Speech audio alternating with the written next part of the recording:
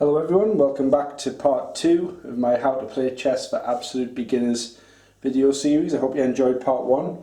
If you haven't seen it, that goes through how the pieces move and how to set the chessboard up. So if you haven't seen that, it's a good idea to go and watch that one first. We're going to start this video by looking at castling. And castling is available to both white and black. And it takes place when the king and the rooks are on their starting squares. None of the pieces are allowed to have moved before, so if for example your king moved up here and then came back, you wouldn't be allowed to castle. In the same way that if the rook moved and then went back, you couldn't castle on that side, but providing those two pieces hadn't moved, you could castle long, which is where there's 3 squares. Castling short is where there's 2 squares. So it's really very easy. All you do is you move the king 2 squares towards the rook and you flip the rook over like that. So that's the formation you should end up with. Just to show you that again, you move the king 2 squares towards the rook and you flip the rook over. You can't castle back, for example, so you can't uncastle, and it's only the one time that you can move the king 2 squares. But you must remember to flip the rook over. Castling long is exactly the same. You simply move the king 2 squares towards the rook and you flip the rook over. Castling long is obviously quite good because you immediately get the rook on one of the central files. However, the king's not quite as far to the edge of the board as what it would be if it went to kingside. The only time that you can't castle is if one of the castling squares for the king is covered by an enemy piece. So here we have the rook, and if you remember, the rook goes in straight lines. So the rook's covering that F1 square. So the king would have to castle over that square, would have to pass that square to castle. So the king is unable to castle at the moment because the rook is blocking the castling. It could, however, castle long, unless there was a piece that was blocking that too. The only other thing to remember as well is that if the king is in check, the king can't castle out of check.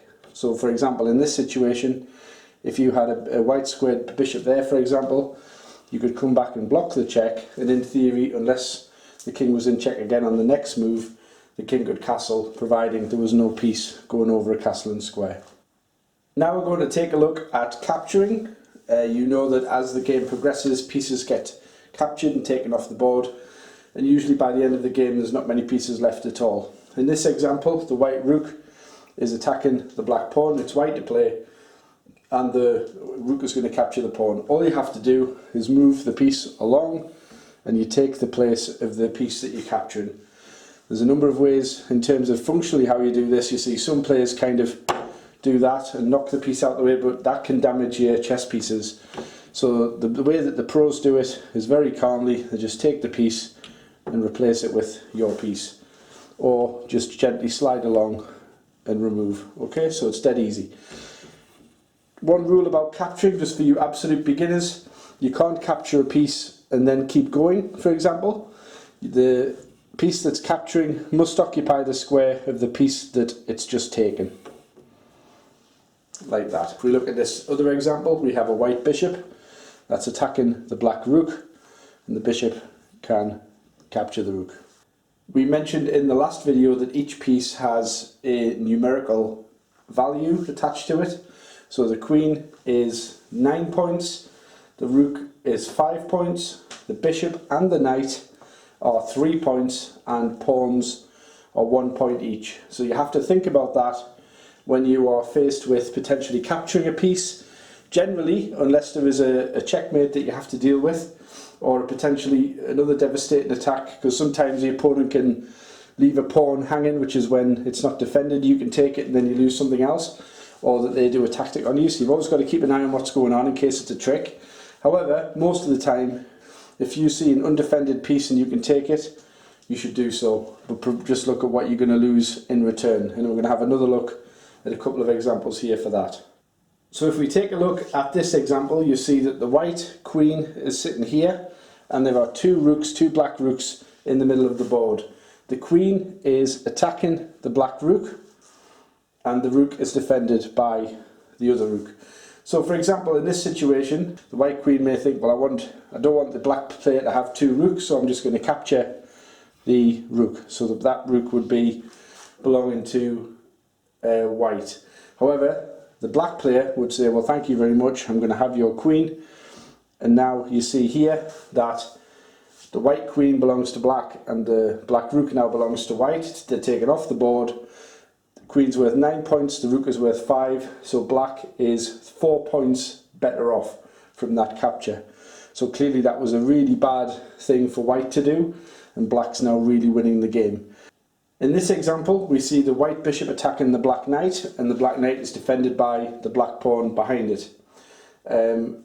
In this example, the black bishop captures the knight, and the pawn recaptures the bishop. If you look at that, both of these pieces are worth 3 points, so that's an equal trade, and that's what's called a fair exchange. Let's now take a look at checks, and the rules of check are that whenever your king is placed in check, or whenever you place another king in check, that player has to move out of check straight away. And there's 3 ways that you can do that. Let's take a look at each one. So in this situation it's black to play, and the black rook slides along to this square, placing the white king in check along that long file. So the king's now in check. You must move out of check. You can't play a move like that and ignore it. You must deal with the check first. So the 3 ways you can do that. The first way is you can move out the way. We remember that the king can move 1 square in any direction. Obviously you can't go to that square because the king's still in check. So the king could move there, that will be totally fine. You're now no longer in check. Obviously there may be other pieces on the board that cover certain squares, so you'd have to look for that, but in this case the king's safe on that square. The next thing you could do is you could block the check with another piece. The good thing about moving it to that square would be that if that rook captured it, the king could recapture, and that's a fair rook exchange like we've just talked about. If it was here, for example, the rook could simply capture and white's lost a rook. So you've always got to make sure that you're blocking and that your pieces are defended. So in this instance, blocking the check will be totally fine as well. Also, you could block with the bishop, pull the bishop back. As long as you're blocking the line to the king, you're okay. One thing to bear in mind, if you check with a knight, if the player checks with a knight, there's no way of blocking that check because knights can jump over pieces, so the only options then you have are to move out the way or to capture the piece. Just in terms of capturing the piece, you may have noticed that the bishop is looking directly at the rook, so the best option here for white is, rather than block the check, would be to capture that rook and you win. The white player wins 5 points. Let's now take a look at checkmate. We know that checkmate is when the opponent's king is trapped and has no legal move to and is in check. So for example, in this situation, if the white queen was to move down to that square there, you can see that the king can only move 1 square in any direction at any time. It's still in check from the queen there, it's still in check from the queen there, and the king can't take the queen because it will be in check from the opposition king. And as you know, kings can never be on directly adjacent squares. So in this situation, it's checkmate and white wins. Whenever you checkmate, you have to make sure that the piece is defended. So in this situation, the white player, the beginning player, could get quite excited and say, hey, I can checkmate, I can move down there and the king can't go there. However, the king could just take the queen. So checkmate, like I say, is when a defended piece is checking the king and there is nowhere for the king to go. I now want to come on to the final part of this video, which is about draws. It is possible to draw a game where it's a tie, and that can be done in a number of ways. The first way is that if the position's quite equal in players, you could offer your opponent a draw, and if the opponent accepts, then the game is over and it's drawn and nothing continues. Obviously, threefold repetition is also a draw. So let's say, for example, we'll come back to this position, but let's just say it was the black and the players just continually moved 3 times. The game's declared a draw. And there is another way, which is when there's insufficient material. The white queen took the black queen, the black king recaptured. There's just 2 kings on the board. Neither player can win, so therefore it is a draw because of insufficient material. There is one other one, and that's the 50 move rule. When you're learning your checkmates, you have to learn the techniques of trapping the pieces. There are certain checkmates that are tougher than others, where you have to gradually force the king to the side of the board where there's less squares to move to and then checkmate. But you do have to do that within 50 moves, because if there's no capture within 50 moves and you keep moving around, the game's declared a draw there.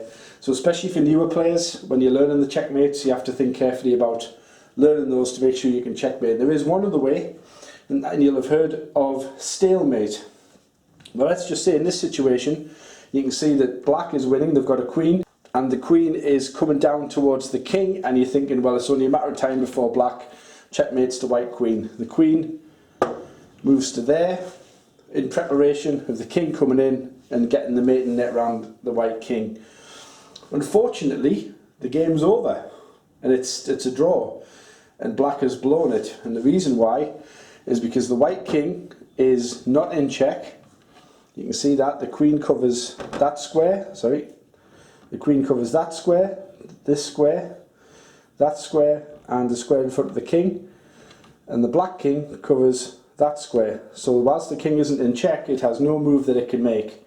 So that's stalemate. And particularly when you're a new player, you've got to be looking, where can the king move? Make sure that the other king has one place to go. And let's say, for example, for some reason you decided that you didn't want to checkmate the king straight away, and let's say the king moved to there and you brought the queen down. Well, the king's still got that one square it can go to. Can't go to any of those, but it can still go to this square.